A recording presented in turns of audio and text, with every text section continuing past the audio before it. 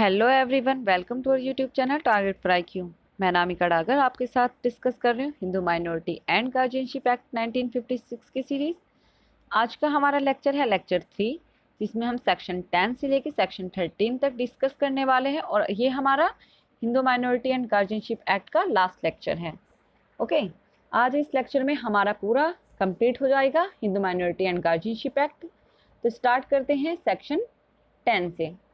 Section 10 बात करता है incapacity of minor to act as guardian of property, कि संपत्ति के संरक्षक के तौर पर कार्य करने के लिए अप्राप्तव्य की असमर्थता। अप्राप्तव्य कौन है? माइनर कौन है? ऐसा व्यक्ति जो कि 18 वर्ष से कम का होगा। ओके, वो क्या होगा? वो माइनर होगा। और सेक्शन 10 बात करता है कि जो भी माइनर होगा, जो माइनर है, जो अप्राप्तव्य है, वो संरक्षक के रूप में काम तो कर सकता है, ठीक है, लेकिन बॉडी की रक्षा कर सकता है, किसी माइनर की प्रॉपर्टी की रक्षा नहीं कर सकता। उसके प्रॉपर्टी के गार्जियन के रूप में वो कोई एक्ट नहीं कर सकता है। ओके, वो इनकैपेबल होगा किसी माइनर के प्रॉपर्टी के का संरक्षण करने में, ठीक है, किसी माइनर की प्रॉपर्टी का संरक्षण करने में या संरक्षक के तौर पर कार्य करने में कोई भी माइनर क्या माना जाता है? इनकैपेबल माना जाता है। ओके, सेक्शन 10 क्या कह रहा है?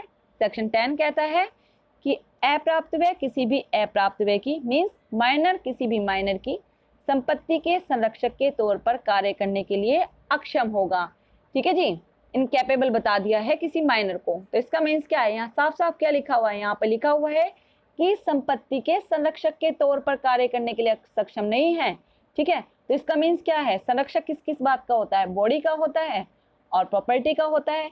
तो इसका मतलब क्या है? इसका मतलब है कि बॉडी का संरक्षक के तौर पर कार्य करने के लिए सक्षम है, लेकिन संपत्ति के संरक्षक के तौर पर कार्य करने के लिए सक्षम नहीं है कोई भी माइनर। ओके, फिर देखते हैं सेक्शन 11। सेक्शन 11 कहता है कि de facto guardian not to deal with minor as property, कि जो वस्तुतः संरक्षक होगा वो अप्राप्तव्य की संपत्ति के बारे में समव्यवहार नहीं कर सकता। ठीक है, अब सबसे पहले हमारे पास क्वेश्चन अराइज होता है कि डिफैक्टो गार्जियन कौन होगा, कि ये वस्तुतः संरक्षक क्या शब्द है ना, यही समझ नहीं आ रहा है। तो देख लेते हैं कि वस्तुतः संरक्षक कौन है। ऐसा संरक्षक जो कि ना तो न्यायालय के द्वारा नियुक्त किया गया है और ना ही नैसर्गिक संरक्षक है। ठीक है, क्या है? ना तो उसे कोर्ट ने अपॉइंट किया है और ना ही वो क्या है, वो किसी माइनर का नेचुरल गार्जियन है। ना तो वो नेचुरल गार्जियन है और ना ही वो कोर्ट के द्वारा अपॉइंट है। तो वो क्या है? वो वस्तुतः संरक्षक है जो कि माइनर के हित में कोई एक्ट करता है या करना चाहता है। तो वो क्या माना जाएगा? वस्तुतः संरक्षक मीन्स जो ना तो कोर्ट ने अपॉइंट किया है और ना ही नेचुरल गार्जियन है किसी माइनर का। ओके, तो वो हुआ वस्तुतः संरक्षक या डिफैक्टो गार्जियन। अब देख लेते हैं कि वस्तुतः संरक्षक अप्राप्तव्य की संपत्ति के बारे में कोई भी ट्रांजैक्शन नहीं कर सकता।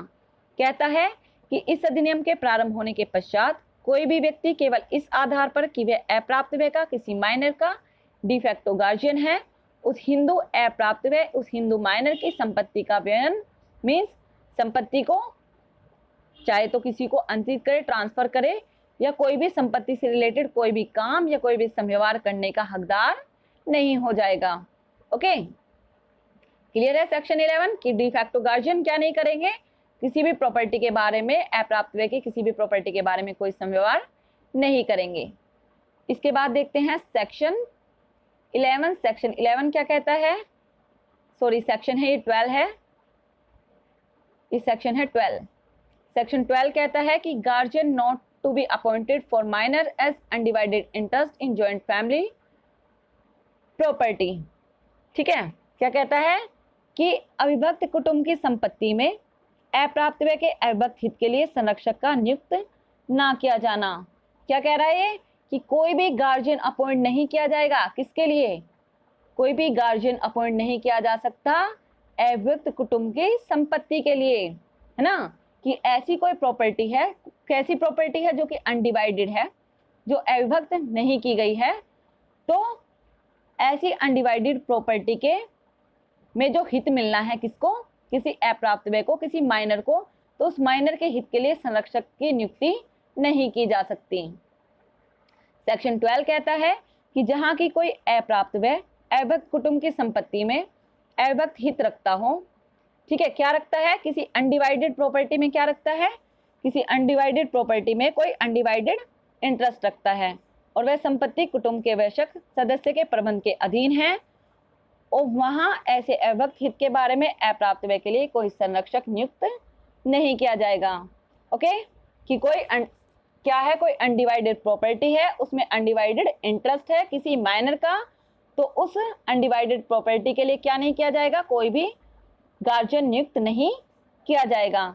इसके बाद में बता देता है, प्रोवाइजो देता है। प्रोवाइजो कहता है कि परंतु इस धारा की कोई भी बात ऐसे हित के बारे में संरक्षक नियुक्त करने की उच्च न्यायालय की अधिकारिता पर प्रभाव डालने वाली नहीं समझी जाएगी। कि हाई कोर्ट को क्या है, हाई कोर्ट को पावर है, हाई कोर्ट की पावर पर कोई भी इफेक्ट नहीं पड़ेगा सेक्शन 12 की बात का। ओके, हमारा लास्ट सेक्शन है Hindu minority and guardianship act का, कि welfare to of minor to be permanent consideration, कि अप्राप्त व्यय का कल्याण सर्वोपरि होगा। कि अगर कोई भी कोर्ट कोई भी काम कर रहा है, ठीक है, न्यायालय कुछ भी काम कर रहा है, न्यायालय कोई भी गार्जियन अपॉइंट कर रहा है या कोई भी एक्ट कर रहा है माइनर के लिए, तो क्या करेंगे, उसमें सबसे पहले क्या देखेंगे, उसमें अप्राप्त व्यय का कल्याण देखेंगे। ओके, तो सेक्शन 13 कहता है कि अप्राप्त व्यय का कल्याण सर्वोपरि होगा। सेक्शन 13 बात करता है सबसेक्शन 1 कि न्यायालय द्वारा किसी भी व्यक्ति के किसी हिंदू अप्राप्त व्यय का संरक्षक नियुक्त या घोषित किए जाने में अप्राप्त व्यय का कल्याण पर, अप्राप्त व्यय माइनर के कल्याण पर सर्वोपरि ध्यान दिया जाएगा। ओके, सबसेक्शन 2 कहता है कि यदि किसी भी व्यक्ति के विषय में न्यायालय की यह राय हो कि उसके संरक्षक होने में अप्राप्त व्यय का कल्याण नहीं होगा, कि कोर्ट को क्या लगता है, कोर्ट को लगता है कि माइनर का कल्याण नहीं है किसी व्यक्ति को गार्जियन अपॉइंट करने में, तो वह व्यक्ति इस अधिनियम के उपबंधों के आधार पर या ऐसी किसी भी विधि के आधार पर जो हिंदुओं में विवार्थ संरक्षकता के बारे में हो, संरक्षकता का हकदार नहीं होगा। ओके, क्या कह रहा है सेक्शन 13 सिंपल सी बात कर रहा है कि अगर कोई भी क्या अपॉइंट कर रहे हैं, गार्जियन अपॉइंट कर रहे हैं, तो सबसे पहले किसका देखेंगे, कल्याण को देखेंगे, माइनर के कल्याण को देखेंगे और माइनर का कल्याण ही सर्वोपरि होगा। और उसके बाद में कहता है कि अगर कोर्ट को फील होता है कि कोई व्यक्ति उसके हित के लिए सही नहीं है, माइनर के हित के लिए सही नहीं है, तो उस व्यक्ति को अपॉइंट नहीं करेंगे माइनर। ओके, हमारा कंप्लीट हो गया Hindu minority and guardianship act. Thank you so much. अगर आपको ये वीडियो अच्छी लगती है तो प्लीज़ चैनल को सब्सक्राइब कीजिएगा, वीडियो को लाइक कीजिएगा और मुझे कमेंट करके जरूर बताइएगा कि आपको ये वीडियो कैसी लगी। Thank you so much.